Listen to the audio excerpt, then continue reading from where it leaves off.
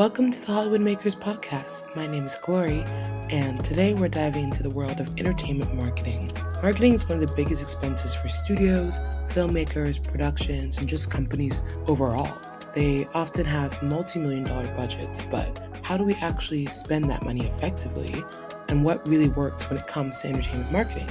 Whether you're a consumer, an independent filmmaker, or a marketer yourself, it's important to understand the difference between preconceived notions and what actually drives results. So, today we're breaking down a couple common myths about entertainment marketing and deciding whether they're fact or fiction. Let's start with one of the biggest myths. Does going viral automatically mean success? In this industry, it's a dream to have everyone talking about your show or your movie and to break through all the noise and reach millions of people. But does that actually equal success? Not always. It's crucial to build fully fleshed out campaigns so you can make use of the attention that you might get, and you can plan to follow those up with waves of storytelling, not just a one-time buzzworthy moment. This is especially important for smaller independent filmmakers and content creators. Big studios or companies have the money and teams to quickly capitalize on a viral moment, even if it wasn't planned. But for smaller creators, it's important to think a few steps ahead so that you can turn that viral attention moment into something that's actually lasting. In the end, virality can light the match, but the strategy is what keeps the fire going. And on the topic of strategy, let's talk about another thing that often looks shiny on the surface, but doesn't always deliver the results we expect: influencer marketing. The second myth is that influencers are everything. Influencers can seem like the holy grail of entertainment marketing since you get instant access to an engaged audience. But like any trend, influencer marketing is maturing pretty fast. According to Influencer Marketing Hub's 2025 benchmark report, the share of brands allocating 40% of their budgets to influencer marketing dropped sharply from 2024 to 2025. Now, why did this drop occur? One of the biggest reasons is that audiences can spot inauthentic partnerships, and instead of just chasing the biggest names, it's far more important to focus on alignment.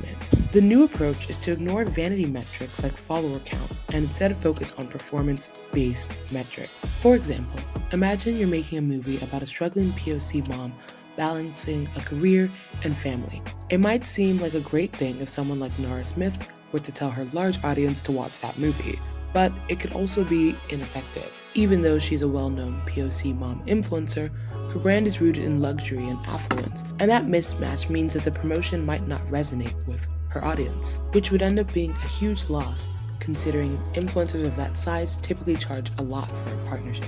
If she were to promote the film on her own organically, that could be a positive thing for the filmmaker since her recommendation would influence a certain number of people to go watch the film, but in all likelihood, not enough that would justify that huge cost. In this scenario, it would be a more effective strategy to partner with smaller creators who can actually speak to similar life experiences and authentically engage with the audience that the film was made for.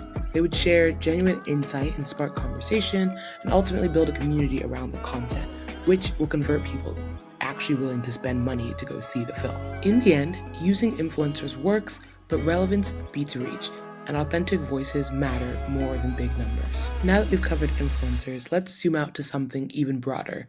The idea that if you can just get your content in front of enough people, it'll automatically convert. Unfortunately, that's just not true. Myth 3 is that more impressions mean more conversions. Marketers and business people love big numbers in terms of views, impressions, reach, and all of the flashy stats that make a campaign look like it's successful. But the truth is, more eyeballs on something doesn't always mean more ticket sales or more streams in the end. It's easy to fall into this trap of chasing visibility, but awareness alone isn't enough if it doesn't drive action. For example, a movie trailer can get 10 million views, but if those viewers aren't the right audience, the people who actually go and buy a ticket, then that number doesn't really mean much.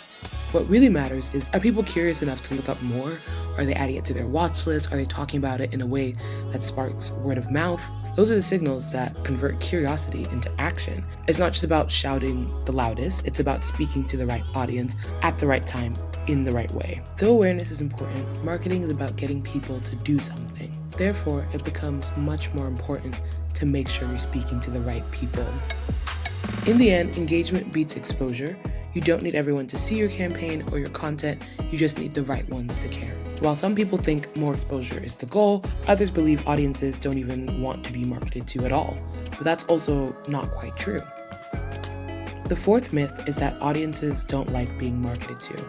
There's this long-standing belief that people hate marketing, and in general, that can be true. People hate to see ads, especially for products that they don't care about, aren't relevant to their lives, or they have seen many times over. There's a general consensus that people are always going to be resistant whenever you try to sell them something. But in the context of the entertainment industry, that's not exactly true. People actually look forward to seeing trailers of a new movie or a new season of their favorite TV show because they anticipate the content that's going to come from it.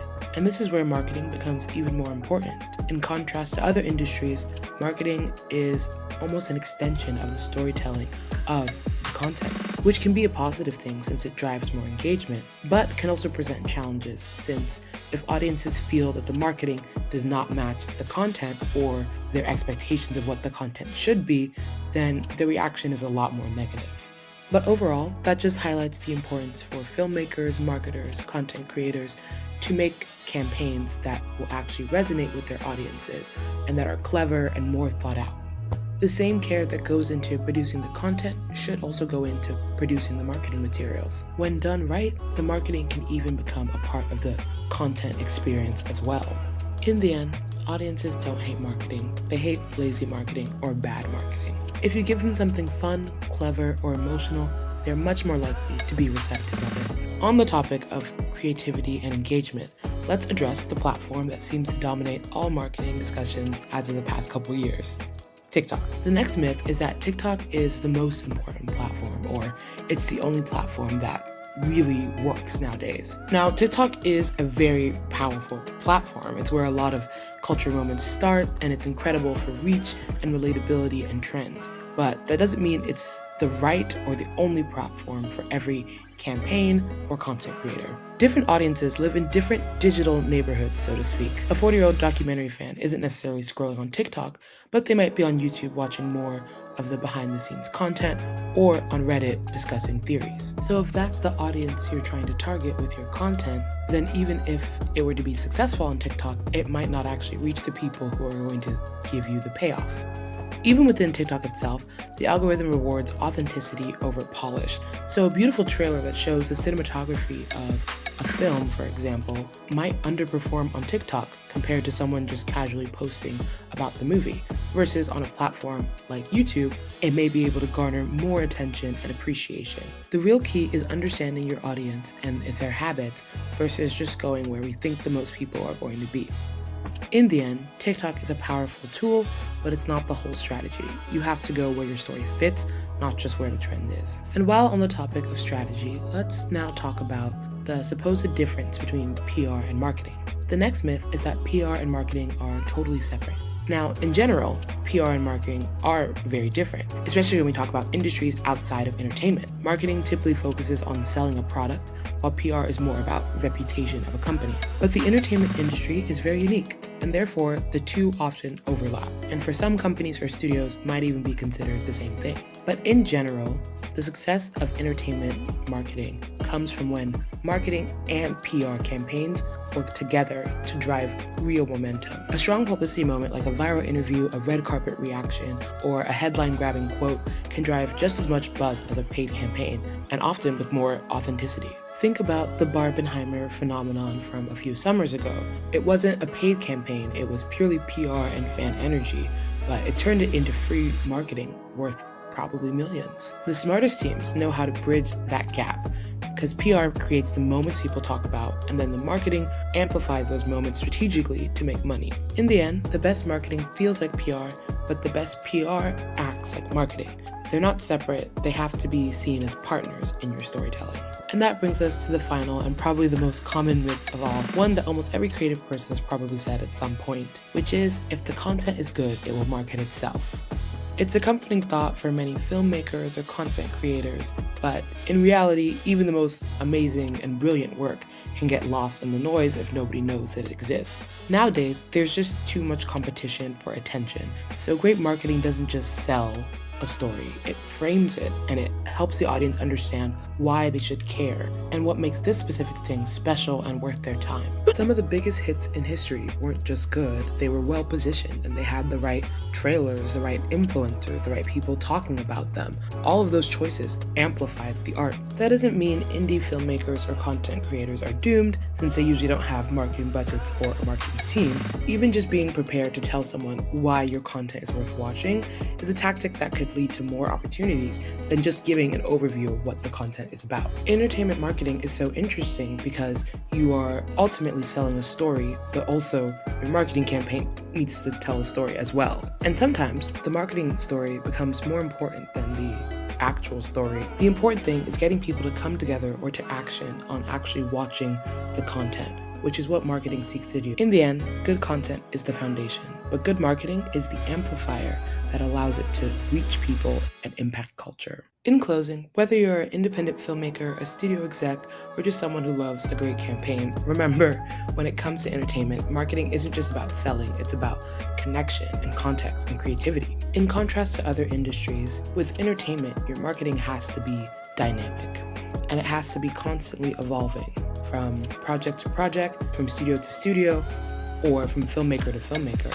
Each piece of content demands its own unique approach to promoting it to people, which can definitely be a challenge to keep up with. But when you focus less on trends and more on storytelling, you build something that lasts far beyond just a moment. Thank you for tuning in to this episode of the Hollywood Makers Podcast. Be sure to like, subscribe, and be a member of our community where we'll continue to talk about the evolution of the media and entertainment industry. Once again, my name is Glori, and I'll see you next time. Bye.